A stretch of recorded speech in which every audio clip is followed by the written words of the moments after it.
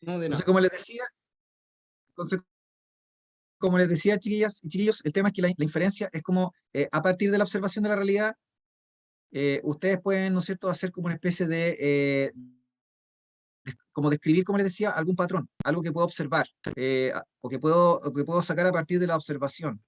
No necesariamente involucra el hacer un experimento, porque cada vez que yo hablo de conclusión, estoy asumiendo que ya hice el paso final de la experimentación y el análisis de resultados, ¿se entiende? Pero cuando yo hablo de inferencia, esto puede ser un paso previo, o sea, puede ser el paso, por ejemplo, que permite a partir de la observación, la formulación del problema o el planteamiento del problema, ¿entienden? No sé si me explico lo que estoy diciendo. Ya, en cambio, y la observación, ustedes saben que el primer paso es el método científico. Ya, entonces, no sé ¿cuál creen entonces que sería después de esta pequeña como reseña que hice, cuál podría ser, y lo mismo que ustedes han dicho, cuál podría ser la respuesta más adecuada o correcta a esta formulación? Porque si ustedes se fijan aquí dice, la predicción, dice, parte diciendo, la predicción de las propiedades en base a la posición. Ya, ¿cuál creen entonces que podría ser, chiquillos, la respuesta correcta? Sabemos que no puede ser ley, ¿no es cierto? ¿O ustedes me dicen que sí? Y yo diría, Ya, profe, se que es supone, una inferencia, porque ya, por eso le digo, no tenemos una experimentación, lo único que nos estamos basando, no estamos en realidad basando en la observación, básicamente, en la posición de una tabla. o sea, en el fondo, claro, está involucrada, pero es que más no es observación, obviamente, ¿sí? Involucra el que nosotros integremos información que está existente. De hecho, cuando usted, por ejemplo, supónganse que alguien va a hacer una investigación científica, ¿ya? Y esa persona va a hacer una investigación, o sea, para hacer su investigación científica, tiene que formular, o sea, observa la realidad, pero además tiene que considerar lo que ya existe respecto de la investigación frente a esos hechos o ese fenómeno que está observando, ¿entienden? Entonces, es como que el paso de la inferencia involucra también el trabajar con investigaciones científicas que a lo mejor llegaron a ciertas conclusiones o ciertos modelos, ¿no es cierto? Y a partir del cual ustedes pueden delimitar el problema de investigación. No, no puede ser ley, obviamente, por lo que ya dijimos. Primero, tiene que estar matematizada la ley, y segundo, es siempre verdad, tiene carácter universal, y dijimos que además la ley, ¿no es cierto?, tiene un rol descriptivo. Aquí yo no veo aquí como un rol descriptivo, aquí me están hablando de la predicción de las propiedades de un elemento en función de la posición. Teoría no puede ser porque dijimos que la teoría es una construcción, un articulado lógico que consiste en un conjunto de hipótesis que han demostrado ser válidas y han resistido la experimentación y se basan en evidencia, nada que ver. Conclusión, dijimos que era el paso posterior a la investigación, al análisis de resultados, entonces tampoco. Y observación no es observación. Entonces, ¿cuál es la única que nos queda, chiquillos? Y que tiene sentido con lo que yo le estaba diciendo. ¿Sí?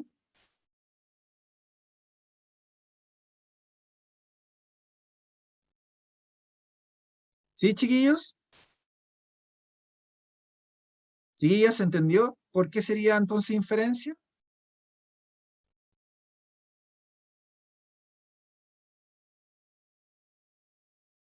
Ya, entonces esto nos sirvió para repasar los conceptos de teoría, ley, principio, hipótesis, eh, y no sé qué más. Ya, eso, principio, ley, teoría, hipótesis. Eso, esos cuatro conceptos tienen que estar súper claros, chiquillos, ¿ya? No se olviden, la ley y el principio tienen un rol descriptivo. No se generan a través del método científico. No pueden ser demostrados, lógicamente, ¿ya? La ley es matematizable y me permite describir un fenómeno en términos matemáticos, mientras que el principio permite describir un fenómeno, pero en términos más bien verbales, ¿entienden? O en términos de lenguaje. Es algo que acontece, es una descripción de un fenómeno que yo no lo puedo negar, es un hecho, acontece, ¿sí? En cambio, la teoría sería como el paso, como el paso mediante el cual, ¿no es cierto?, un conjunto de hipótesis ha resultado ser válida, como les dije, y se fundamenta en evidencia empírica u observacional, y tiene un rol explicativo. Igual la teoría tiene una función explicativa igual que la hipótesis. Si yo no estoy explicando algo, entonces no puede ser ni teoría ni hipótesis. Aquí yo no estoy explicando algo, estoy predeciendo algo, prediciendo algo, ¿se entiende? Después tienen que acordarse de los pasos del método científico. Por ejemplo, diferenciar entre observación, planteamiento del problema, como les dije, y formulación de la hipótesis, experimentación, análisis de resultados, ¿no es cierto? Análisis de resultados y conclusiones, ¿ya? La conclusión es el paso final del método científico. Es cuando ya la hipótesis ha resultado ser validada o invalidada, ¿entienden? Después que yo hago un análisis de los resultados. Ya, entonces, chiquillos, eso nos sirvió, esto nos sirvió, la correcta es la C, y nos sirvió para repasar estos conceptos. Entonces, si usted todavía no tenía claro lo que era ley o principio, ahora ya lo tiene que tener claro, o un poco más claro. O la diferencia entre teoría, ley e hipótesis. No se olviden, teoría e hipótesis, función explicativa, que se desprende a partir de los pasos del método científico, obviamente. En cambio, la ley y el principio no. ¿Sí? Tiene un rol descriptivo. Ya, esta pregunta no tiene que ver con la materia actual. O sea, esta cuestión se sacó, tabla periódica se sacó de ¿cómo se llama? Y las propiedades periódicas se sacaron de módulo común obligatorio. Entonces, no sé quién da mención aquí de química. Quizás la persona que da mención de aquí, química le podríamos sacar un poquito de jugo a esto. ¿Quién da mención de acá, mención química? Prueba Yo, científica profe. humanista. Ya, entonces ustedes tienen que saber esto. Ya lo voy a explicar brevemente. Los demás, si quieren, escuchan, pero esto no es Profe, para... dijo que Sí, dígame. ¿de verdad no entra en común? Oh, qué No. mal a mí. Oh, me carga. En el prueba que estoy yo, a veces nos pasan materia que no entra en la prueba, nos pasa materia de más, no sé por qué, pero ya filo. A mí me pasaron esto, Bueno, por ejemplo. bueno, yo también hago clase en un preu y yo también tuve que pasar esta materia, pero yo la pasé porque yo en el fondo seguía como las instrucciones, ¿no? O sea, ¿se entiende? Pero la pasé en el momento en que no estaba claro qué es lo que iba a entrar en el módulo común, o sea, el temario de Hembra estaba, pero no había tampoco mucha claridad. Entonces algunos previews esperaron a que publicaran el modelo 2022 para recién como tener certeza de lo que iba a salir o no. Pero tiene toda la razón, en abril ya estaba claro que esta cuestión no entraba en común. ¿Ya? Entonces, en la tabla periódica de los elementos, o sea, lo que pasa es que igual fue bueno que se lo pasaran, porque resulta de que, aunque no entra directamente tabla, de manera indirecta, conviene tener una noción general de tabla periódica para algunas preguntas que pueden haber de Lewis, o sea, preguntas relacionadas con la formación de enlaces químicos también. ¿Ya? Entonces, por ejemplo, nosotros tenemos que el periodo, sabemos que es la horizontal en la tabla periódica y el grupo es la vertical. Entonces, nuevamente, insisto, no es perdido que le hayan pasado a ustedes esta materia, porque esto va de mucho de la mano con el concepto de valencia, que se lo tienen que saber todos, que corresponde al número de electrones del nivel más externo de energía, o del último nivel de energía, y la valencia se corresponde con el grupo. Recuerden que a nosotros nos interesa el grupo 1, del 1 hasta el grupo, los grupos representativos, el 1 y el 2A, y el grupo 3 al grupo 8A, o si ustedes quieren del grupo 13 al grupo 18, ¿ya? Que es la misma cosa. Entonces, los grupos, como les dije, están representando la valencia o el número de electrones del último nivel de energía, mientras que el periodo representa el nivel de energía en el cual, ¿no es cierto?, se ubican los electrones de valencia de un elemento. Entonces, nosotros tenemos que el Z o el número atómico de un elemento, igual que el número másico, va aumentando desde arriba hacia abajo, o sea, el grupo progresa desde arriba hacia abajo y desde la izquierda hacia la derecha, porque a lo largo de un periodo va avanzando el Z, o sea, la cantidad de protones, y también va aumentando el número másico, porque va aumentando el la masa del átomo y van aumentando también los neutrones, entonces va aumentando la masa total del átomo. Recuerden que los átomos son partículas, o sea, los átomos son la unidad básica de la materia que está formado por partículas que son los protones y los neutrones, ¿ya? Entonces vuelvo a repetir, el Z, ¿no es cierto?, aumenta de arriba hacia abajo, o sea que el grupo avanza de arriba hacia abajo, y el periodo aumenta, el Z aumenta, o el número másico también, aumenta desde la izquierda hacia la derecha. ¿Sí? ¿Me siguen? Ese es como respecto al Z y respecto al número másico, ¿de acuerdo? Ahora, las propiedades periódicas, ¿no es cierto?, no necesariamente se comportan así, y es lo que está diciendo el mono, ¿sí? Porque si ustedes se fijan, en el fondo no hay una proporcionalidad, digamos, por así decirlo, respecto del Z o del número másico, no hay una proporcionalidad como bien establecida respecto respecto, ¿no es cierto?, del tamaño de un átomo, en primer lugar, o respecto, ¿no es cierto?, al volumen que ocupa, o el volumen, el tamaño del volumen. Entonces, cuando uno se pregunta, pero ¿por qué no está esa proporcionalidad directa, por así decirlo, de que a mayor Z, mayor masa, obviamente, mayor cantidad de electrones, porque si hay el Z, acuérdense que es el número de protones y tiene que ser igual a la cantidad de electrones en un átomo neutro. Entonces, si aumenta el Z, debería aumentar la configuración electrónica y por ende la cantidad de electrones. Así que la nube electrónica del átomo debería aumentar. A mayor Z, mayor radio atómico, mayor volumen atómico, ¿ya? Pero resulta que no observamos eso. Entonces, nosotros observamos que, por ejemplo, el radio atómico aumenta de arriba hacia abajo, o sea que tiene una correspondencia con el Z, el radio atómico, o el tamaño del átomo, pero no pasa lo mismo con el periodo, porque de hecho nos damos cuenta que el radio atómico, o el tamaño del átomo, aumenta de la derecha hacia la izquierda, o sea que es como si fuera en contra del Z. En cambio, las propiedades de afinidad electrónica o de afinidad por los electrones aumentan de abajo hacia arriba, o sea, en contra del avance del Z de un grupo, o en contra del avance de un grupo, y aumentan desde la derecha, o sea, desde la izquierda hacia la derecha, o sea, a favor del avance del Z en un periodo.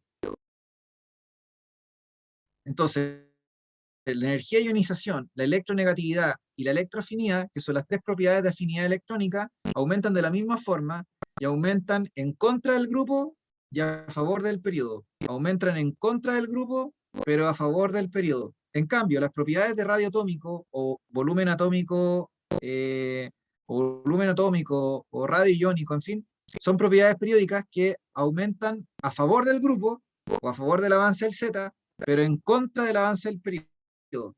¿Sí? ¿Me siguen, chiquillos? ¿Chiquillas? Sí, profe. Ya, por lo tanto, esta pregunta, que sería solo para la gente de mención, ¿no es cierto? Después de lo que hemos dicho, ¿cuál creen que sería la respuesta correcta entonces? La B. La B, muy bien. Ya, sigamos avanzando. Ya, este ejercicio es súper representativo también, po. Fíjense que de estos monitos yo podría sacar también como hartos ejemplos de ejercicios también. Podría sacar hartos ejemplos de ejercicios. Por ejemplo, podría hacer preguntas de número másico, podría hacer preguntas, por ejemplo, también de cantidad de electrones, porque fíjense que yo represento la cantidad de partículas que se encuentran en el núcleo, o sea, de protones y neutrones, pero también represento aquí la valencia, puedo representar la valencia, o sea, el número de electrones del nivel más externo de energía. ¿Ya? Entonces, fíjense acá. Profe, una consulta, si yo me sé por lo menos los 20 primeros elementos de la tabla y yo al tiro veo los protones y digo, ya este sodio, el otro flúor, ¿puedo llegar a hacerlo así o también tengo que mirar los detalles de los neutrones, etcétera? No, pues no, pues lo saca al tiro, pues, si lo saca al tiro por el Z. Como usted bien dice, usted, una persona que sabe los elementos, sabe al tiro que si dice algo que tiene 11 protones, inmediatamente sabe que se trata del sodio, como usted bien dice, porque se aprendió el Z. Entonces le dicen litio, usted dice, Z3. O sea, 3 protones. Le dicen, no sé, como usted dice, flúor, le dicen Z9, sí, o sea, perdón, Z9 igual flúor. ¿Por qué? Porque sé que el flúor tiene número atómico o Z9. Entonces, claro, efectivamente, usted como sabe eso, mira 11 acá, sabe que es sodio, mira 9 acá, sabe inmediatamente que es flúor, por el Z, inmediatamente sabe que se trata de un metal, que es el sodio, un metal representativo del grupo 1A o de la primera columna, y sabe que el flúor es un no metal representativo del grupo 7A, que se encuentra al lado de los gases nobles, ¿no es cierto? Y sabe, ¿no es cierto?, que este elemento es un elemento que se caracteriza el flúor por ser el elemento más electronegativo de toda la tabla periódica. Entonces, si yo tengo metal y tengo no metal, lo común y corriente es que, ¿qué creen, chiquillos, qué creen ustedes que se forma? ¿Qué dice la materia o qué le enseñan a ustedes cuando tienen elementos del grupo 1 y tienen elementos del grupo 6 o del grupo 7? O del grupo 1 o 2 y del grupo 6 y 7. ¿Qué creen ustedes que se tiende a formar de manera natural o espontánea? ¿Qué tipo de compuesto, qué tipo de enlace?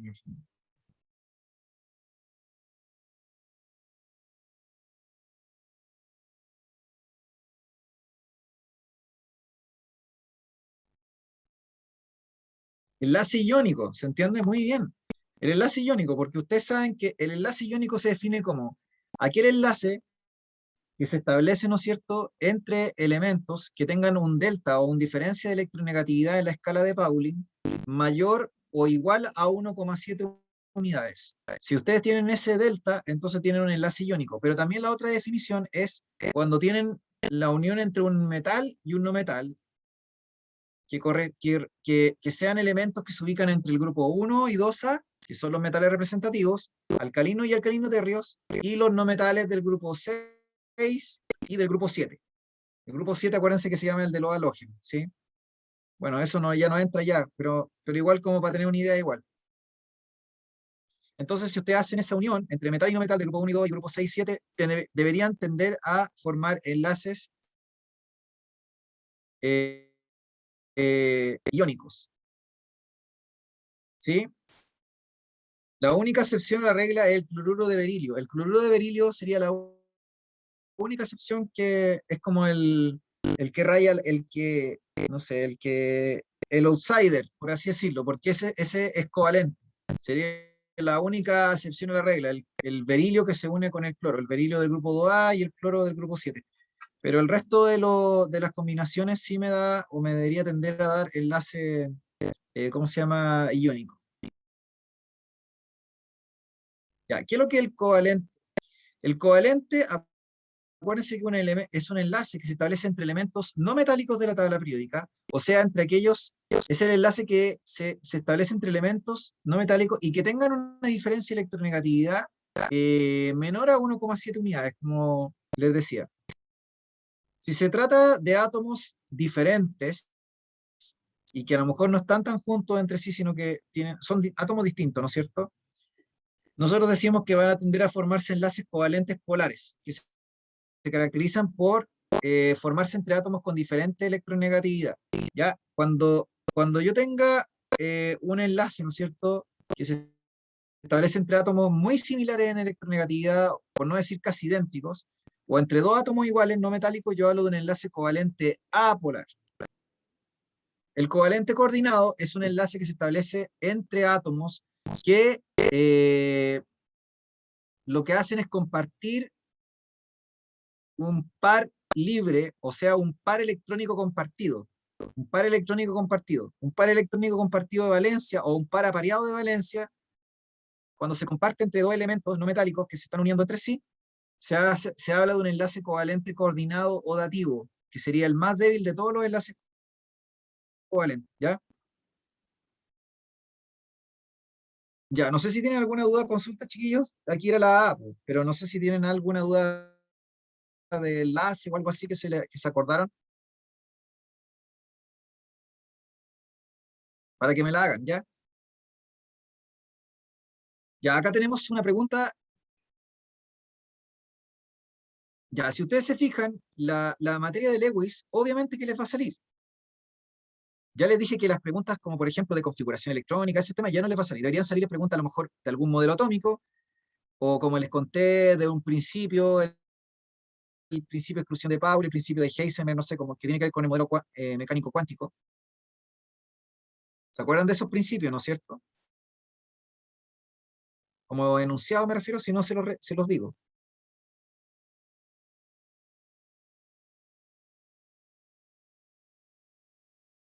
Ya, muy bien. Si hay alguien que no, me tiene que decir, ¿ya? Porque aquí, como les dije, estamos todos aprendiendo y igual sirve a veces repasar las cosas. Así que si hay alguien que Profe, no... yo sí. Aparece en común esto también, ¿cierto?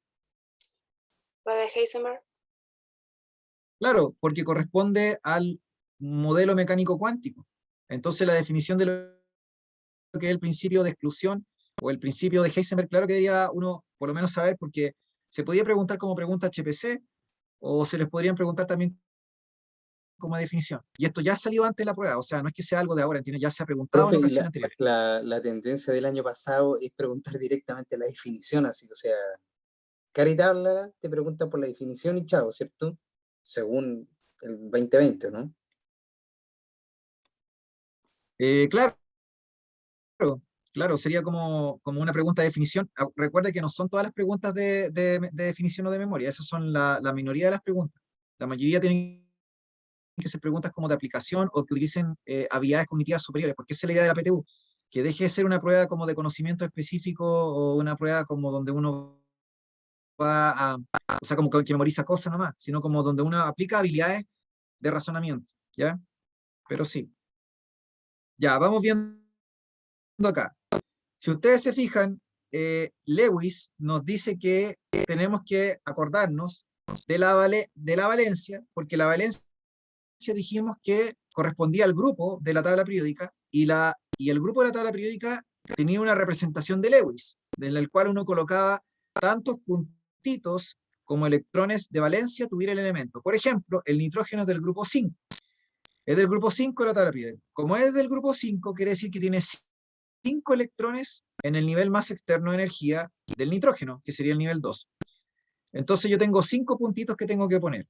Y de esos 5 puntitos se supone que hay 2 que se encuentran apareados, formando un par libre de valencia, y 3 se encuentran desapareados, estando disponibles para compartirse con otros electrones desapareados de valencia de otro átomo, y de esa manera formar un enlace covalente. Porque recuerden que el enlace covalente es el enlace que se forma por compartición de electrones desapareados de valencia. Yo les dije recién que el coordinado era distinto, porque en el coordinado es casi como que está al borde de no ser covalente, ¿entienden? Se le pone covalente porque se da entre no metales, pero es como que es como un enlace ya que casi pasa a ser otro enlace. La definición de covalente propiamente tal, o el covalente verdadero, si ustedes quieren, es cuando yo tengo compartición de electrones desapareados de valencia con la formación del respectivo enlace. El enlace se representa como un palito. Así que cuando ustedes vean un palito, en el fondo asumimos que tenemos dos electrones que se están compartiendo. Por ejemplo, si hay un triple enlace, hay 3 pares de electrones compartidos. ¿Se entiende? Si tengo un doble enlace, hay 2 pares de electrones compartidos. Y si tengo un enlace simple o un palito, hay un par electrónico compartido. ¿Se entiende? Sí, no se preocupen. Ya vayan a hacer sus cosas. Por lo tanto, efectivamente, aquí yo me doy cuenta que tengo un problema, porque en primer lugar, el carbono jamás va a tener electrones desapareados de valencia o pares libres. Acuérdense que el par libre, dijimos que, no sé, por ejemplo, voy a hacer el azufre, el par libre, dijimos que son los electrones apareados de valencia, no los desapareados, ¿se entiende? Por ejemplo, los elementos del grupo 1, 2, 3 y 4 tienen todos sus electrones desapareados de valencia, o sea que están desapareados, ¿se entiende? Pero cuando yo digo, por ejemplo, el grupo 5, 6 y 7, ahí yo me encuentro, ¿no es cierto?, con que tengo pares libres. Por ejemplo, el nitrógeno tiene un par libre y 3 desapareados. Luego no sé, el azufre tiene 2 pares apareados, ¿no es cierto?, 2 pares libres, o electrones no enlazantes también se llaman, pares no enlazantes. Y luego tengo 2 electrones desapareados que están disponibles para hacer enlace covalente, ya sea polar o apolar. Y luego tengo los elementos del grupo 7, ¿no es cierto?, que tienen 3 pares libres o 3 pares apareados de valencia o 3 pares no enlazantes, también es la misma cosa. ¿Por qué enlazantes, porque se supone que ellos no participan en el enlace covalente normal. Ya les conté que cuando yo hablo del coordinado, que casi no es covalente, por así decirlo, ahí recién participan estos pares libres o electrones no enlazantes. El verdadero electrón enlazante en el fondo es el electrón desapareado. El electrón desapareado de valencia es el que se enlaza junto con otro que aporta otro átomo y se establece el enlace covalente que ustedes conocen. Entonces, yo miro estos monos y automáticamente descarto las alternativas que tienen el carbono con, en primer lugar, menos palitos que el que les corresponde, porque recuerden que el carbono es tetravalente, así que tiene que formar 4 palos, quiera o no, ¿se entiende? Ya sea tengamos enlace doble o triple, lo que sea, tienen que haber 4 palitos, porque son 4 electrones desapareados. Descartamos automáticamente las opciones que tengan puntitos en el carbono, como electrones sin enlazar, porque ya les dije que eso no se da. En el carbono todos son enlazantes, entonces la C automáticamente se descarta, la B automáticamente, la E, ¿se entiende? Quizás el único tema era como la D versus la A este año, cuando las personas hicieron el ejercicio. Pero en el fondo también entendemos que el nitrógeno no puede tener, imagínense, aquí no cumple el octeto. El octeto, acuérdense que ustedes tienen que cumplir 2 reglas, o la del dueto o la regla del octeto. Entonces, nitrógeno, carbono cumplen octeto, y el hidrógeno cumple dueto. Aquí fíjense que el nitrógeno tiene 2, 4, 6, 8, 10, no existe eso. Y más encima el carbono tiene 3 palos nomás cuando debería tener 4, entonces está malo. Así que muy bien, como dijo hace harto rato atrás aquí, no me acuerdo quién fue, Karen, sí, la correcta es la A. ¿Se entendió, chiquillos? Yo no sé si se acuerdan de Lewis, ¿ya? Y si alguien no se acuerda, me tiene que decir. Espérense, voy a prender las luces porque está más oscuro. No veo nada.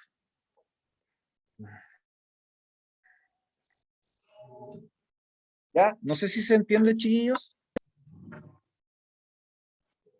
O quedaron con alguna duda. Si me prende las luces.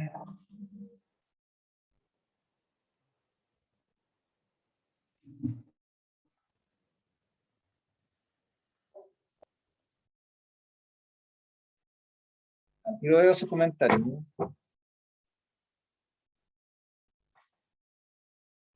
Tengo que prender el árbol de Pascua también. Yo ya armé el árbol de Pascua, por si acaso, ¿eh? El árbol de Pascua está armado ya el árbol de Pascua precoz.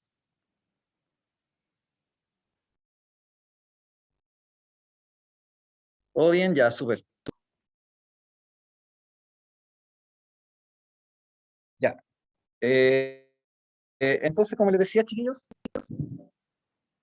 esta materia, ¿no es cierto?, del Lewis es como un clásico y yo diría que este año obviamente tienen que esperar que les salgan este tipo de preguntas.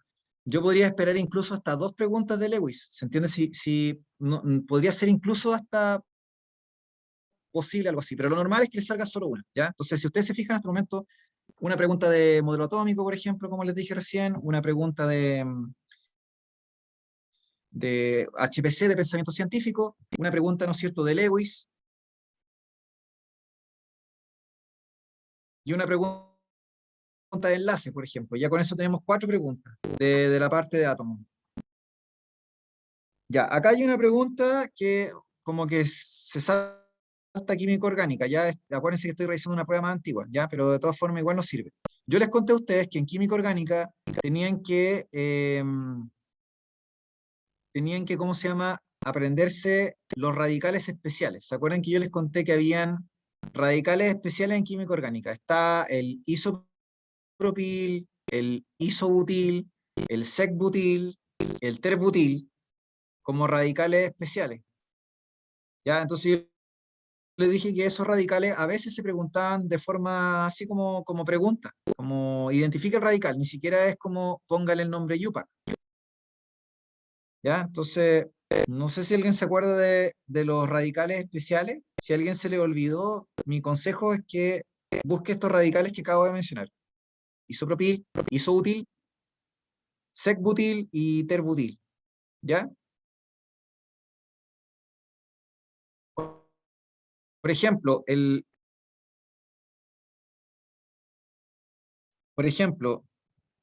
E sería un ejemplo de un sec-butil, ¿ya? Este sería un sec-butil.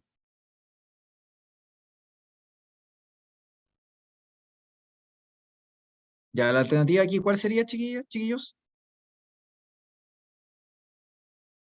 La C, ¿no es cierto? Muy bien. La A es un metil, la B es un etil, la C es un isopropil, la D es un propil normal y la E es un sec-butil. Así que la correcta es la C, muy bien.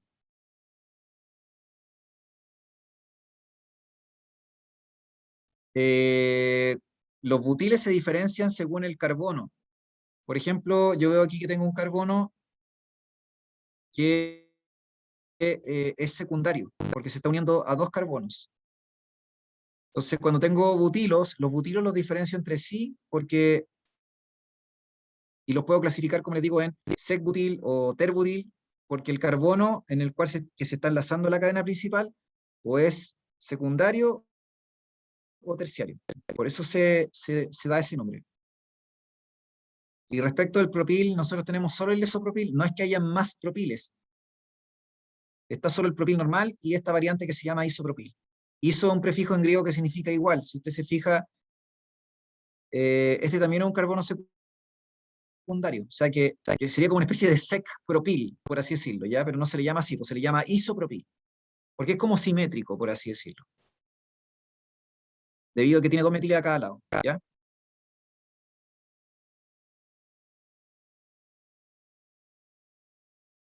Ya, estas preguntas son como las que uno esperaría que les salieran, como esas preguntas HPC, ¿entienden?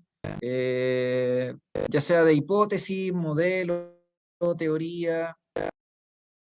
Ya dice, para determinar las propiedades de las moléculas orgánicas es imprescindible conocer su estructura espacial. Para ello se analiza el número de electrones de valencia de los átomos y su distribución en la molécula, de tal forma que se minimice la repulsión electrostática. Lo anterior constituye un modelo y su importancia radica en que. ¿Ya? ¿Cuál creen aquí ustedes que podría ser la respuesta correcta?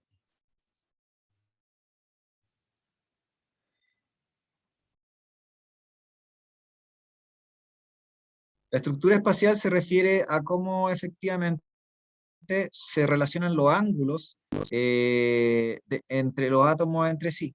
O sea, como lo que podría ser lo que se llama la estereoisomería, que es como conocer la estructura como tridimensional de las moléculas. A eso se refiere. Entonces, si ustedes se acuerdan, y esto tiene que ver un poco con geometría también. Geometría, por ejemplo, fue un tema que se supone que no debería entrar en la PTU, pero yo, por ejemplo, se los pasé a mis estudiantes porque yo consideraba que era algo que convenía saberlo antes que no saberlo, ¿entienden? Es como tabla periódica.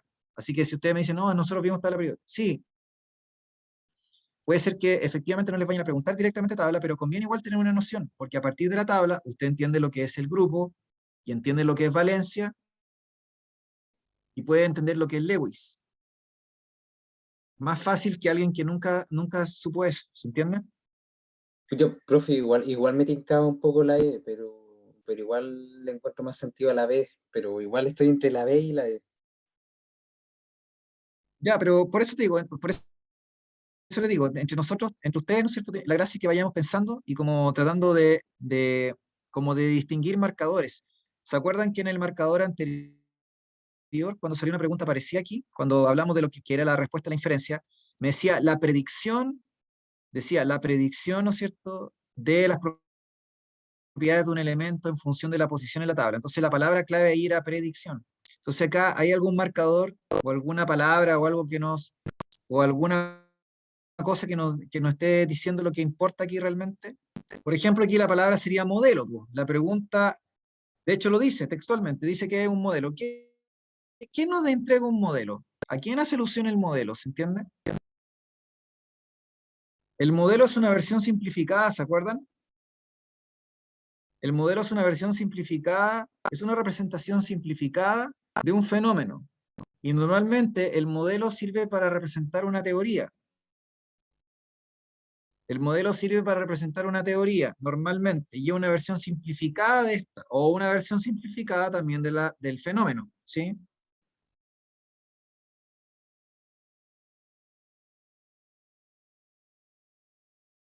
Ya, entonces, la importancia, ¿no es cierto?, de esto, de lo que me están diciendo de la estructura espacial y los electrones de valencia, qué sé yo, nos entrega información precisa y definitiva. Eso no está diciendo, precisa y definitiva más encima, nos dice. No, profe, no. Ya, luego la B dice, permite interpretar observaciones y tiene capacidad predictiva.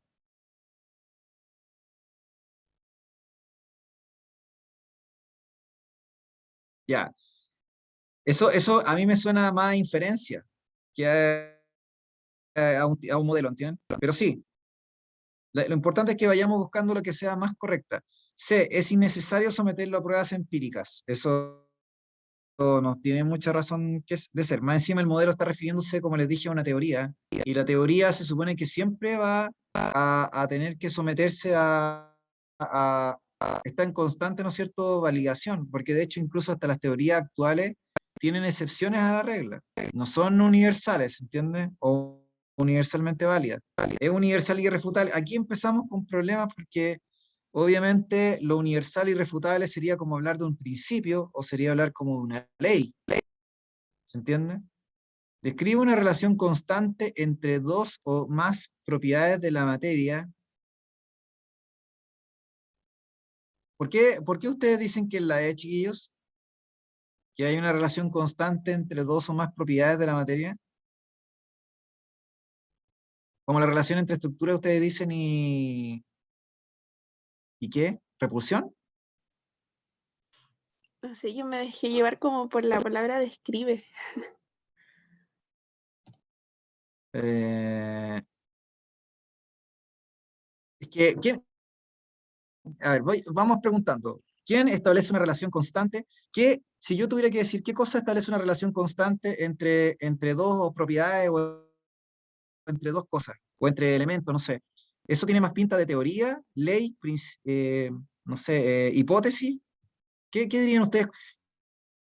Cuando alguien les dice, miren, descubrimos una relación constante, ¿eso les suena a matemática o no? ¿A qué les suena una relación constante?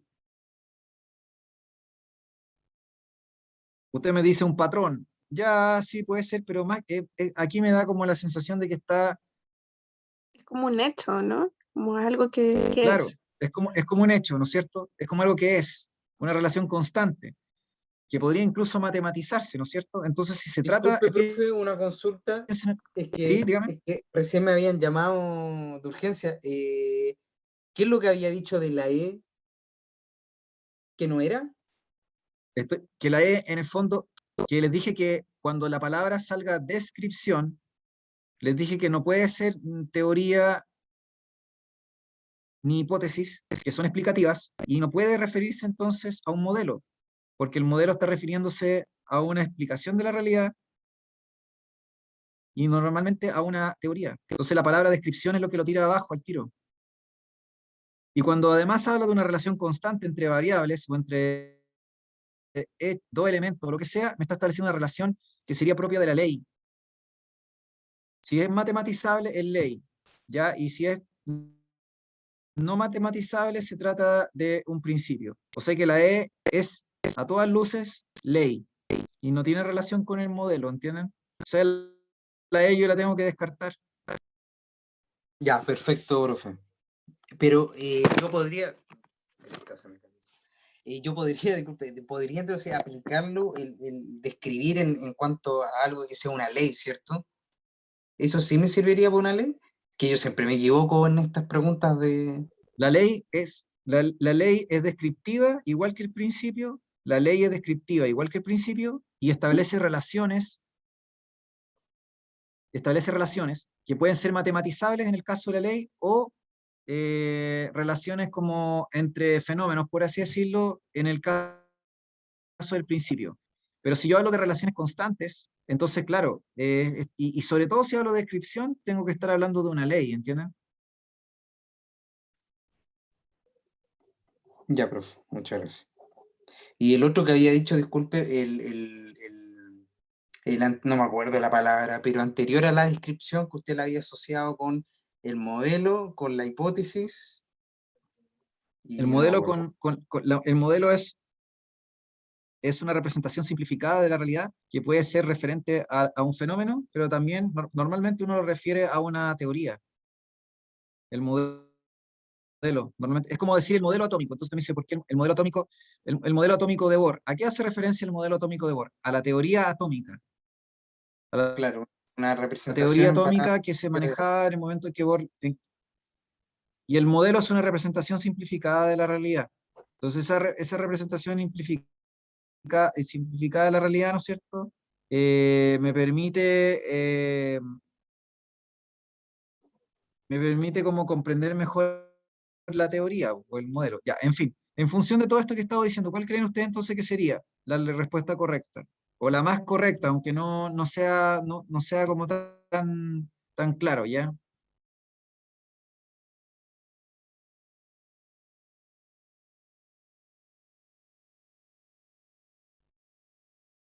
Ustedes me decían que estaban entre la B y la E, pues. Yo creo que es Entonces no la puede, B, si ya no profe. es la E, ¿cómo? Yo creo que es la B. La correcta sería la B, muy bien, porque no puede ser la A, pues. ¿Se entiende? Tampoco puede ser la C. La D dijimos que estaríamos hablando de una especie de universal y irrefutable, ya que representa la solución total a un problema. O sea, la primera parte quizás podría ser como ley, entre comillas, pero ya cuando yo veo irrefutable, después dice que representa la solución definitiva, me suena como a ideología nacional socialista. Así como, no sé, la solución total a un problema. ¿Sí? Entonces, si ustedes se fijan, la correcta es la B, es la que ustedes me habían dicho al principio. Es la que ustedes me habían dicho en principio. ¿Por qué? Porque estamos haciendo alusión a una teoría. Y la teoría trae implícito la explicación de un fenómeno, ¿no es cierto?, de la realidad. Trae implícita observaciones que permiten, ¿no es cierto?, explicar ese fenómeno, y también obviamente una capacidad para poder, por así decirlo, explicar la realidad, explicar los fenómenos. Y por ende explicar los fenómenos y poder predecir algunos fenómenos. Es como cuando yo hablo por ejemplo, no sé, el modelo de Bohr, por ejemplo, atómico, habla de que si ustedes aplican una suficiente energía al electrón, el electrón va a experimentar un salto cuántico. El salto cuántico significa que el electrón pasa de un nivel interno a un nivel externo. Entonces yo puedo predecir, obviamente, qué es lo que va a pasar si yo tengo un electrón en una órbita, ¿no es cierto?, en un nivel de energía. ¿Qué pasa si yo le aplico una energía determinada? Yo puedo suponer que vas a hacer un salto cuántico, ¿no es cierto? Y después puede hacer el salto cuántico, el electrón sube de un nivel inferior a uno superior, y luego el electrón queda inestable y libera la energía que absorbió y retorna a la posición original. Entonces yo eso ya lo sé. O sea, o en el fondo lo observé, ¿no es cierto? O puedo ver observaciones y en función de eso decir, ah, sí, esto está pasando el fenómeno de transición electrónica de acuerdo al modelo de Bohr, ¿se entiende? O la teoría atómica de Bohr que fundamenta el modelo de Bohr. Es con lo que ustedes observan cuando ven los fuegos artificiales. Los fuegos artificiales emiten colores de distintos tipos. Entonces, lo que nosotros estamos viendo es la transición electrónica de los elementos químicos, de ciertos elementos químicos, a los cuales se le aplica energía suficiente a los electrones de esos átomos para hacer un salto cuántico, y luego al retornar a su posición original emiten radiación en forma de luz visible en algún color, en alguna longitud de onda específica. Eso está haciendo referencia a un modelo y obviamente a la teoría eh, cuántica de Bohr. ¿Sí? ¿Se entiende, chiquillos, chiquillas? Sí, profe, súper, súper, súper bien. Sí, profe. Ya, acá tienen, ¿no es cierto? Esta pregunta ya la habíamos visto antes en otro, o sea, lo habíamos visto cuando yo estaba pasando química orgánica, ¿ya? Pero para los que no es cierto, estuvieron presentes, la Tres idea es tenos. que de ahora en adelante, cuando usted, exacto, cuando de ahora en adelante ustedes tengan, ¿no es cierto?, como serruchos, triángulos, cuadrados, lo que sea, en realidad se está representando un hidrocarburo. Y cada vértice representa un carbono, y ahí está implícita o implícito no solamente el carbono, sino también los hidrógenos. ¿Se entiende? Porque los hidrocarburos tienen átomos de carbono e hidrógeno en la estructura. Entonces, cada uno de estos vértices corresponde a carbonos más hidrógenos, y acá yo tengo un doble enlace, por ejemplo. ¿Sí? Entonces tengo un carbono, dos carbonos, tres carbonos, cuatro carbonos, cinco carbonos, seis carbonos, siete carbonos. Tengo una cadena de 7 carbonos en total, y me doy cuenta que además tengo un doble enlace entre algunos carbonos de esa cadena. Y la regla UPAC dice, para poder nombrar un hidrocarburo, usted tiene que dar la menor numeración posible a ese hidrocarburo. O sea que uno tiene que empezar a contar de tal manera de que la posición de, por ejemplo, un doble enlace o los radicales sea la posición inferior. Y esto se logra como ubicando la cabeza de esta cuncuna imaginaria. Entonces la cabeza de la cuncuna imaginaria estaría más cerca, en el fondo, estaría en el extremo izquierdo que en el derecho. ¿Por qué? Porque el doble enlace, que es el elemento de jerarquía UPAC, se encuentra más cerca de la izquierda que de la derecha. Entonces voy a empezar a contar desde la izquierda hacia la derecha y no al revés. Y la posición del enlace es posición 3. ¿Por qué? Porque es posición de enlace 3, ¿entienden? Enlace 1, enlace 2, enlace 3. ¿Sí? No sé si me siguen, chiquillos, los que no han venido a clases, sobre todo, es lo que me tienen que decir, porque si no, yo asumo que por lo menos con alguna parte de aquí de los que están en clase sí vinieron a química orgánica conmigo, entonces yo expliqué esto. Pero si hay alguien que no haya venido, me tiene que decir, ya, espérense, voy a buscar mi tableta.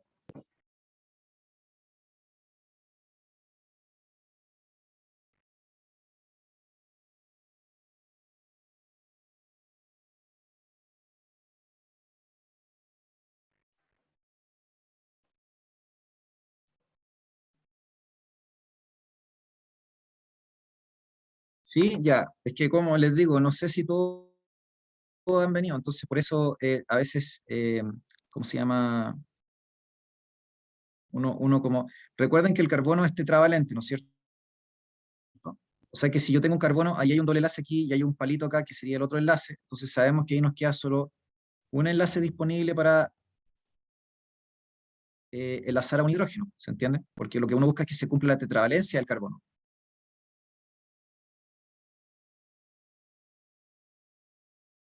¿Qué significa tetravalencia del carbono? Significa que lo que estábamos diciendo hace un rato atrás, que el carbono, ¿no es cierto?, se une, o sea, tiene 4, según Lewis, tiene 4 electrones desapareados de valencia. Entonces esos 4 electrones desapareados se comparten y forman 4 enlaces covalentes, ¿se entiende? Así que, por lo tanto, este sería 3 hepteno, como bien había dicho Mara hace un rato atrás. Ya, voy a pasar a la siguiente. Ya, la idea era como revisar, como les dije, estos ejercicios, así como... Ya, esta pregunta obviamente no tiene nada que ver con lo que entra en la prueba, esta tampoco.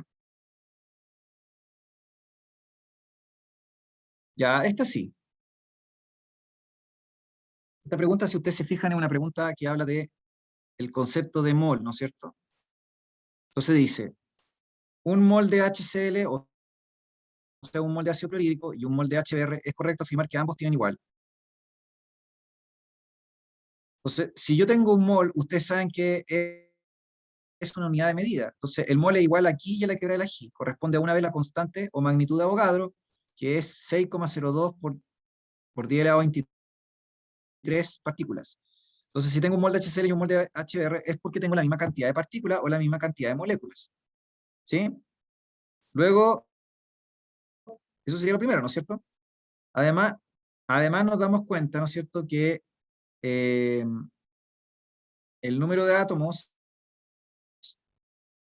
también va a ser igual porque yo tengo, ¿no es cierto?, que la cantidad de hidrógeno y cloro que tengo por el HCl es igual que la cantidad de hidrógeno y bromo que tengo por molécula de HBr, ¿entiendes? O sea, 1 y 1. Entonces la proporción de átomos va a ser igual, pero la masa no puede ser ser igual, porque si ustedes se dan cuenta, el cloro tiene masa 35,5 y el bromo nada que ver. Entonces, el hidrógeno puede ser igual, pero no el cloro y el bromo. Entonces, no pueden tener ambos igual masa, van a tener distinta masa molar. Así que efectivamente aquí en la 56, esta pregunta sería igual número de moléculas, porque ya le dije que el mol es igual en ambas. Es como si dijera que tengo 100 calcetines y 100 naranjas. Entonces, la cantidad es la misma. Usted me dice, pero los calcetines son diferentes. Sí, pero me refiero a que tengo 100 calcetines y 100 naranjas. La cantidad que tengo de calcetines y naranjas es la misma. Ahora la masa va a ser distinta, obviamente, porque no es la misma la masa de un calcetín que la de una naranja, obviamente. Y aquí pasa lo mismo, ¿se fijan? Por lo tanto, la correcta sería D de dedo, como habían dicho acá muy bien. Ya, acá tienen un ejercicio, fíjense. En primer lugar, cuando ustedes se encuentren, ¿no es cierto?, con una ecuación, conviene verificar si se encuentra balanceada o no. No asumir necesariamente que la ecuación se encuentra balanceada. Obviamente a veces la prueba dice, en la siguiente ecuación balanceada, o otras veces dice, en la siguiente ecuación sin balancear. Así que ahí obviamente depende del contexto, pero en mi consejo generalmente es verificar si está balanceada o no la ecuación. Entonces, por ejemplo, aquí tengo 2 hidrógenos, más 2 hidrógenos son 4. Acá tengo 4 hidrógenos, está balanceada, tengo un azufre, tengo 2 sodios, o sea, igual a la izquierda y a la derecha. Tengo 4 oxígenos, más 2 oxígenos son 6. Recuerden que el número grande está multiplicando todo lo que está dentro. Y al otro lado tengo 4, más 2 son 6.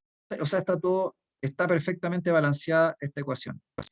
Entonces me dice, si reaccionan completamente 150 gramos de H2SO4, cuya masa molar es 98 gramos mol, ¿cuál de las siguientes expresiones permite determinar la masa de Na2SO4, masa molar 142 gramos mol que se forma? ¿Sí? ¿Se entiende, chiquillos?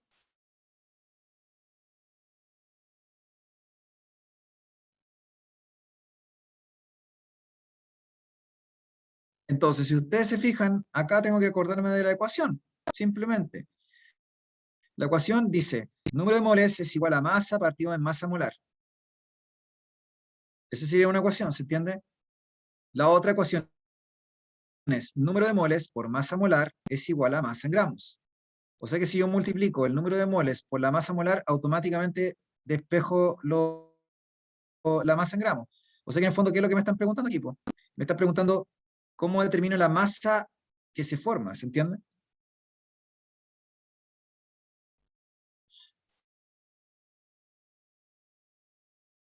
Sí, siempre hay que usar regla de 3, efectivamente, ¿ya? Entonces, por ejemplo, si ustedes se fijan aquí, ni siquiera tengo que hacer el cálculo, como que, o sea, en el fondo lo dejan expresado, ¿no? Lo van a dejar expresado, ¿no? Efectivamente lo van a dejar expresado como una regla de 3 incompleta, una regla de 3 que no se desarrolló. Entonces, ¿cuál sería eh, como la expresión en un fondo?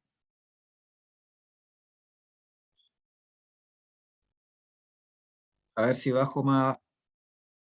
Dejen bajar, a ver cómo lo saco. A ver, cómo saco aquí. Voy a achicarlo. Eso. ¿Ya cuál creen? Chuta. Ahí sí. ¿Cuál creen que sería entonces la forma correcta de expresar este ejercicio?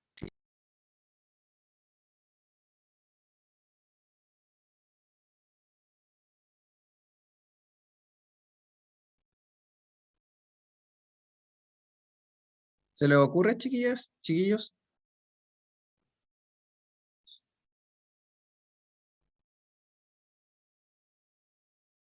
Ya, acá me están respondiendo varios, ¿no es cierto? Ya, pero ¿cómo llegamos a esa resolución? ¿Cómo llegamos a esa expresión, digamos? Porque usted me dice en regla de 3. Entonces, ¿qué es lo que habría que hacer?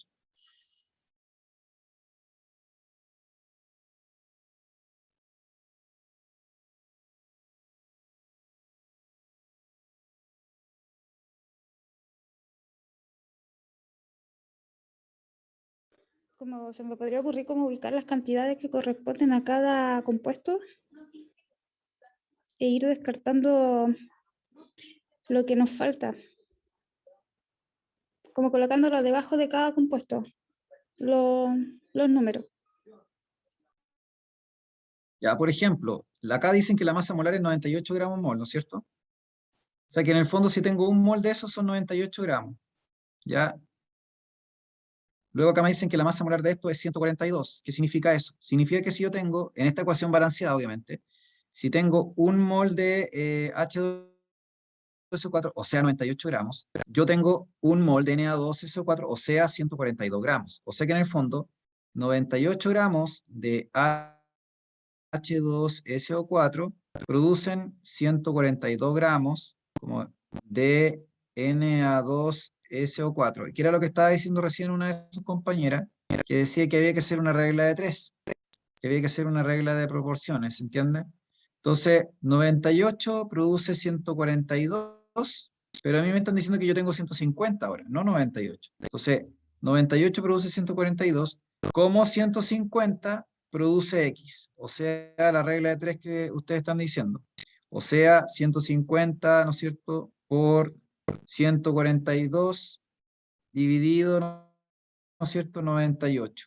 O sea, alternativa A. ¿Sí se entendió, chiquillas, chiquillos?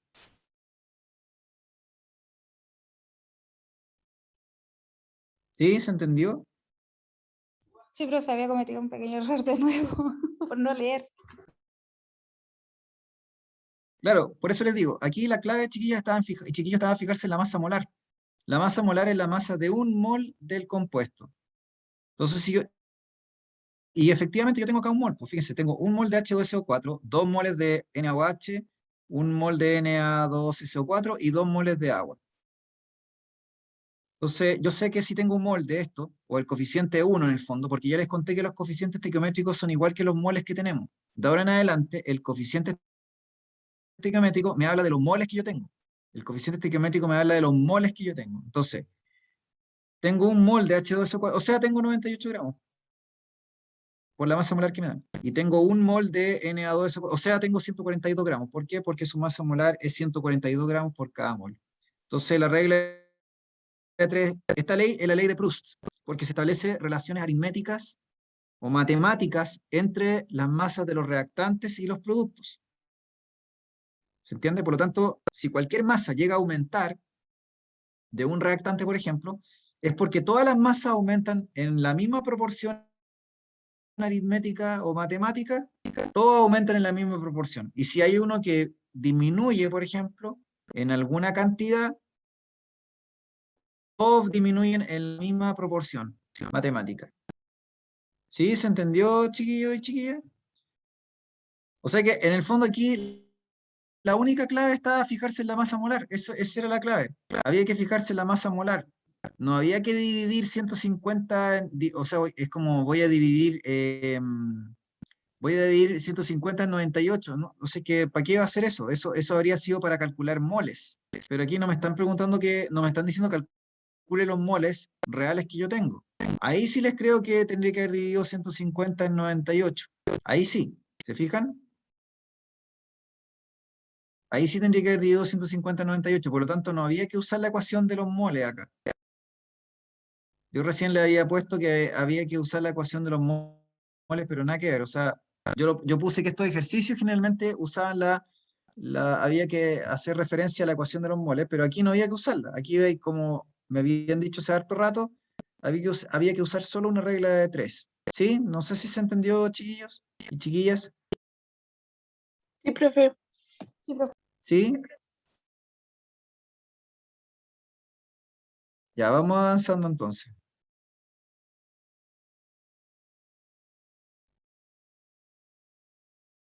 Ya, a esta altura ustedes saben que nosotros vimos un capítulo que se llamaba disoluciones. Esta pregunta igual es representativa de la PTU, o sea, me refiero, es como de la materia de disoluciones, así que es perfectamente válida. Nosotros dijimos que las aleaciones eran mezclas homogéneas, y esa mezcla homogénea dijimos que se formaban entre metales de transición o entre metal y no metal también podía hacer eventualmente, pero el tema era que ustedes tenían una mezcla homogénea que se podía formar en un estado líquido, ¿no es cierto? Porque habían fundido los metales o lo que sea, y luego se solidificaba, o a temperatura ambiente se presentaba de forma sólida. ¿Se entiende, chiquillos? Entonces no es que sea una mezcla nomás, es una mezcla homogénea. Es una mezcla homogénea. O sea, claro, sería la D, efectivamente. Es la D. Mezcla homogénea de dos o más metales. Súper bien. Ya, esa era una definición, así que no quiero quedarme pegado en eso, ¿ya? Ya, acá tenemos otro ejercicio de disolución. Dice, la siguiente figura representa tres soluciones de una misma sal que están en una relación de volumen 4, esa 2, esa 1. O sea que en este frasco tengo el cuádruple de volumen que tengo en el 1 y el doble del volumen total que tiene el 2. Y si ustedes se fijan además, me doy cuenta que la cantidad de gramos también está en una relación en donde la cantidad de sal que tiene este frasco de aquí, el 1, está en el doble de la del frasco del medio, y está, ¿no es cierto?, en el cuádruple de lo que está la sal del primer frasco.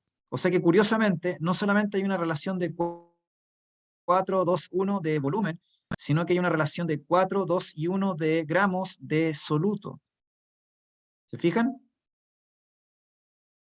Porque la proporción es la misma. Entonces, ¿qué significa eso? ¿Cuál creen que sería la respuesta correcta?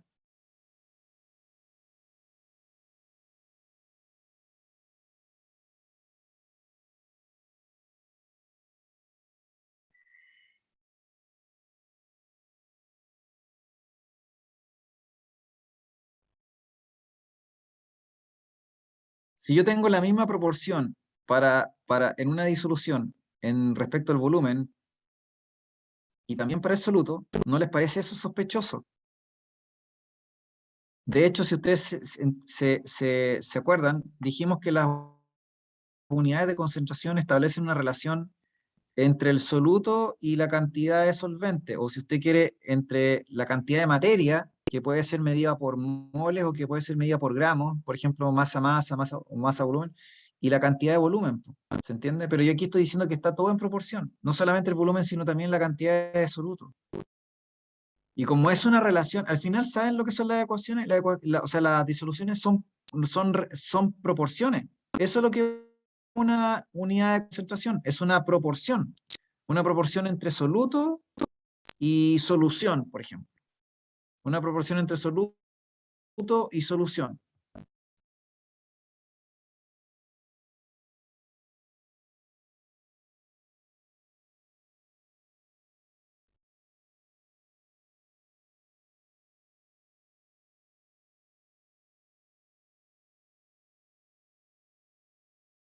Chiquillos, si yo tengo una solución y que tiene una relación entre el soluto y la solución determinada, y yo la amplifico por un múltiplo, va a aumentar el volumen y va a aumentar la cantidad también de soluto. ¿Se entiende? Porque estoy amplificando. Pero la relación que se va a establecer entre el soluto y la solución va a seguir exactamente igual. Va a seguir exactamente igual. Es como el ejemplo que yo les decía del café, que se los decía a muchos chiquillos también antes, que si yo te digo un termo de café que tiene, no sé, 2 litros de café a una cierta concentración, y yo les empiezo a dar, ¿no es cierto? O sea, yo divido ese termo de café, ¿no es cierto?, eh, em, en dos como termos, por así decirlo, y cada uno de 1 litro, supónganse, tenía uno de 2 litros y lo dividía en cada uno de 1 litro, la concentración es la misma. Y si luego esos termos a su vez de 1 litro los divido en 5 termos más chicos, de 250 ml, todos tienen la misma concentración del termo inicial. Entonces voy variando la cantidad de volumen y voy variando, obviamente la relación se mantiene, la concentración se va a mantener. Si lo que Profe, bueno, según lo que dice usted, acá, según eso, solución 1 y solución 2 deberían tener la misma concentración, porque bajé la mitad de los gramos de sal y según la relación de volumen, también en la solución 1 va a tener 4, en la solución 2 voy a tener 2. Por lo tanto, la solución 3 es la que estaría más concentrada que esa y así sería, ¿no? O sea, sí, está muy bien en su razonamiento, pero fíjese que lo mismo que usted está aplicando del 1 y el 2 también aplica del 2 para el 3. Lo mismo que usted estaba diciendo. ¿Se Entonces ahí entiende? sería ¿Se la entiende? alternativa A. Sería la alternativa A, pues muy bien. De hecho, aquí hay varios que me la habían contestado. ¿Se fijan? De hecho, Amaro dio la explicación, pues, como entre el 1 y el 2. Y lo mismo aplica para el 2 y el 3. ¿Se fijan? O sea, que en el fondo aplica para los 3. Porque como ya les dije, la unidad de concentración es una razón. Es como decir una proporción, es una razón. Entonces usted me dice, es que tengo más. Sí, pues, pero tiene más, pero la proporción es la misma. ¿Se entiende? O la razón entre soluto y solución, o entre soluto y solvente. No sé si me explico, chiquillos. De hecho, en este ejercicio no tenían que hacer, o sea, en este ejercicio no había que hacer un mayor cálculo, lo que voy yo. Lo que había que fijarse es la relación que tienen, o la razón que tenían entre, claro, usted me dice, pero profe, es que si no nos dan los ml es difícil. Bueno, a lo mejor alguien podría haber dicho, ya, voy a imaginarme que aquí tengo 100 ml, que aquí tengo 50 ml y aquí tengo 25. No sé si les resulta mejor así, po. Pero si yo divido 10 dividido en 100, es lo mismo que dividir 5 en 50 y es lo mismo que dividir 2,5 en 25. Me da el mismo resultado. Me da el mismo valor matemático. Entonces usted me dice, es que, profe, es que no se me ocurrió poner un número. Bueno, de ahora en adelante, cuando les salgan quizás como ejercicios como más abstractos, una recomendación es que pongan al tiro un número. Pongan al tiro un número o una cantidad, por así decirlo. Cosa de que sea más fácil hacer el razonamiento, ¿entienden? No sé si me siguen, chiquillos. Voy a borrar aquí, ¿ya? Así que la correcta efectivamente era la A. ¿Sí? ¿Se entendió, chiquillos, chiquillas? Entonces, Sí, profe, la moraleja podría ser que para otra ocasión, cuando les salgan ejercicios así, porque no tiene por qué salir exactamente igual, ¿se entiende? Quizás algo parecido es que ustedes traten de trabajar con cantidades o tratar de expresarlo con cantidades concretas, cosa de poder hacer un cálculo por último imaginario que nos ayude a llegar y a determinar como la concentración que tiene algo. Ya, aquí tenemos otra pregunta y esta también es representativa. Dice, se disuelven 9 gramos de NaCl en 100 ml de agua. Si la solubilidad máxima del cloruro de sodio en este solvente es de 0,36 gramos por microlitro, ¿qué masa de NaCl se debe agregar para saturar esta solución? ¿Se entiende? Entonces, ustedes se van a acordar de ahora en adelante que cada vez que les den un valor de solubilidad, que normalmente es una temperatura y una presión, un valor de solubilidad, ¿no es cierto? Yo tengo el concepto de saturación automáticamente. Cuando me hablan de solubilidad, yo tengo el concepto de saturación, ¿ya? Tengo el concepto de saturación. Entonces, si yo tengo 0,36 gramos por ml, significa que si yo tengo 3,6, ¿no es cierto?, en 10 ml, o sea, imagínense, tengo 0,36 en 1 ml, tengo 3,6 en 10 ml o tengo 36 en 100 ml. ¿Se fijan lo que estoy haciendo, no? Estoy diciendo que una solución saturada de cloruro de sodio tiene una solubilidad de 0,36 gramos por ml, lo que significa que si tengo 100 ml, debería tener un máximo de 36 gramos de cloruro de sodio para esta solubilidad.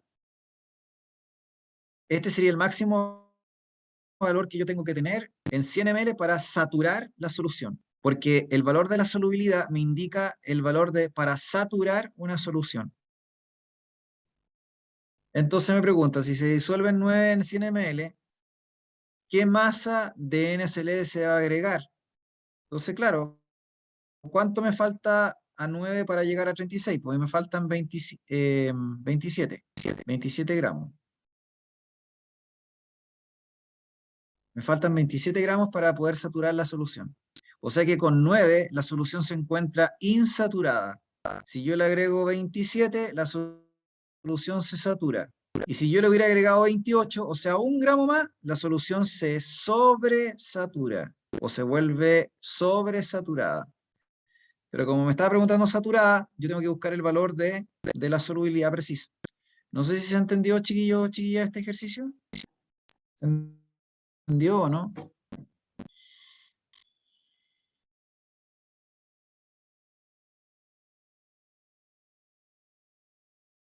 Ya, recuerden que la solubilidad efectivamente es un concepto PTU.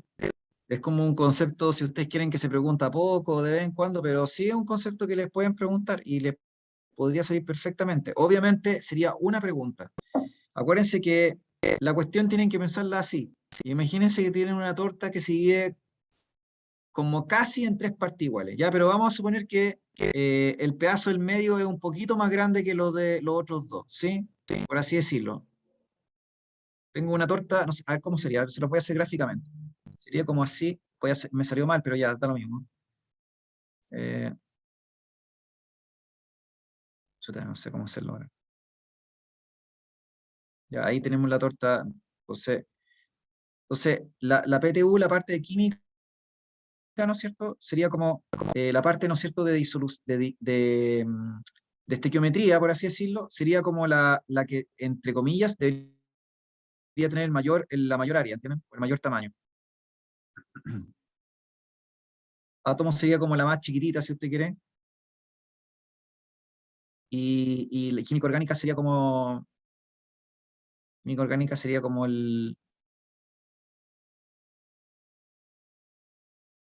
el otro porcentaje que quedaría, ¿ya? El porcentaje exacto no me lo sé, se supone, pero lo quiero que entiendan es que lo que, entre comillas, tiene mayor tamaño sería la parte de estequiometría y soluciones. Átomo sería un poquito más chico que la parte de química orgánica. Entonces, al final, la mayor cantidad de preguntas, no sé, 7 o incluso 8 preguntas van a ser de la parte de disoluciones y estequiometría. Entonces, usted me dice, bueno, pero disoluciones y estequiometría, claro, disoluciones y estequiometría, piensen 7 u 8 preguntas. Si fueran 8, es como que yo diría que de 4 podrían ser de ecuaciones, de balance, de ecuaciones de, no sé, de lo que estamos viendo recién, estos ejercicios de calcular los gramos, qué sé yo, en una ecuación, o balancear una ecuación, y luego vendrían otras 4 preguntas que serían, por ejemplo, estas preguntas de molaridad o masa-masa o qué sé yo, pero por supuesto que entre esas preguntas podría venir una de solubilidad, que es el concepto que les dije recién, de solución sobresaturada, saturada o insaturada, con un ejercicio así como este. ¿Ya? Este ejercicio parte del concepto de lo que es solución saturada, que es es un concepto que se obtiene a partir de la solubilidad. La solubilidad corresponde a la máxima cantidad de soluto que ustedes pueden tener por cada microlitro la máxima cantidad de gramos de soluto que pueden tener por cada microlitro de solvente, o mejor aún, la máxima cantidad de gramos de soluto que puedo tener por cada 100 ml de solvente, o sea, de agua en el fondo. ¿Se entiende? Entonces, si yo tengo que la solubilidad del cloruro de sodio es 0,36 gramos por ml, en el fondo estoy diciendo que la solubilidad del cloruro de sodio es 36 gramos por cada 100 ml. Porque en el fondo estoy haciendo una regla de 3. Si 0,36 es en 1, entonces 36 es en X, o sea, 36 es en 100 en el fondo, porque amplifiqué nomás, ¿ya? Entonces tengo 36 gramos en 100 ml, pero me dicen que yo tengo 9 en 100, disolví 9 en 100. ¿Qué masa de cloruro de sodio tengo que agregar para saturar la solución? O sea, ¿cuánto tengo que agregar a 9 para que se transformen en 36, que es el valor de la solución saturada? Entonces yo digo 27, alternativa D de dedo. Ya, sigamos. Ya, esta pregunta no tiene nada esta pregunta es de propiedades coligativas, ya no entra a este tema, así que, y además porque ya estoy un poco tarde, así que no voy a referir mucho. Esta pregunta sí tiene sentido, porque me está preguntando de unidades de concentración. Entonces, aquí, en el fondo, esta sí es representativa. Dice, si se preparan dos soluciones de dos solutos de diferente masa molar, dos solutos de diferente masa molar, o sea, son dos sustancias distintas, disolviendo la misma masa de cada soluto en volúmenes iguales de agua, entonces es correcto afirmar que ambas soluciones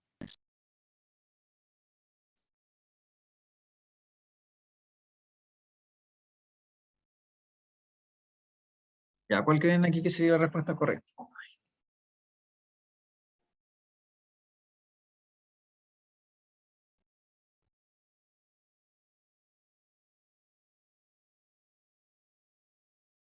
Si me están hablando de la masa molar, ¿no es cierto? Y luego me hablan de que tengo masa de soluto y en un volumen, entonces yo debería pensar automáticamente en moles, ¿no es cierto? Porque si no, ¿para qué me estarían hablando de la masa molar? Hubiera sido mejor hablarme de que tengo tal cantidad de masa de soluto en volúmenes iguales de agua. Como decirles que tengo 30 gramos de sal y 30 gramos de azúcar no sé, pues en un litro de agua. Entonces usted me dice, la relación masa o masa-volumen es la misma, pero resulta que la sal no es igual que el azúcar, pues son solutos distintos y tienen distinta masa molar. Entonces, claro, ¿dónde va a estar la diferencia? La diferencia va a estar dada por la masa molar y por ende la cantidad de moles que yo voy a tener o de partículas de cada uno de ellos. ¿Se entiende? Entonces, ¿cuál va a ser la diferencia?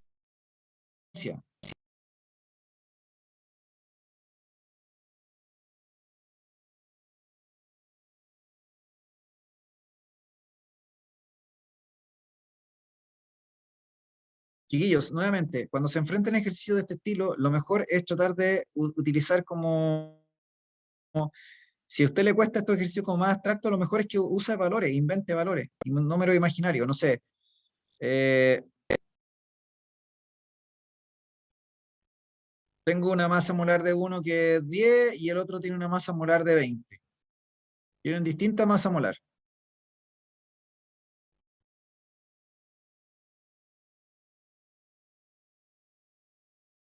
Y luego me dicen que tengo la misma masa en gramos. O sea que el número de moles va a ser distinto. Totalmente. El número de moles de uno va a ser completamente distinto al número de moles del otro, porque es distinta la masa molar, ¿se entiende? Y que me dicen que están en la misma cantidad de volumen. Entonces, si ustedes se fijan, la molaridad no puede ser igual, porque aunque la masa sea la misma, la masa molar es distinta. Y si la masa molar es distinta, la cantidad de mol es diferente. Y si la cantidad de mol es diferente, aunque el volumen sea el mismo, la molaridad va a ser distinta. ¿Se entiende? Distinta molaridad, muy bien.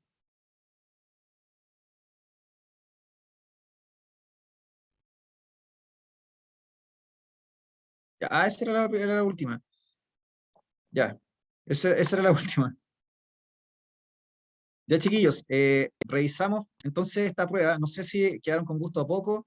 La verdad es que yo estoy un poco cansado ahora porque yo he estado trabajando todo el día, entonces me van a tener que disculpar. Entonces, lo vamos a dejar hasta aquí. Para la Ya, próxima profe, no se clase, preocupe. sí, no, chiquillos, no se No, preocupen. Que sí, a mí la vacuna, profe, me empezó a pegar ahora ya, como a la mitad de la clase que tuvimos, ya me empecé como ya a sentir un poco más dolor en el brazo. Yo me colocaron la Pfizer hoy día, pero cero dolor de cabeza. Lo primero que hice es llegar, tomar harto líquido, un shot de vitaminas, pero ahora ya sí como que me empecé como a sentir cansado. Yo no diría como esa sensación de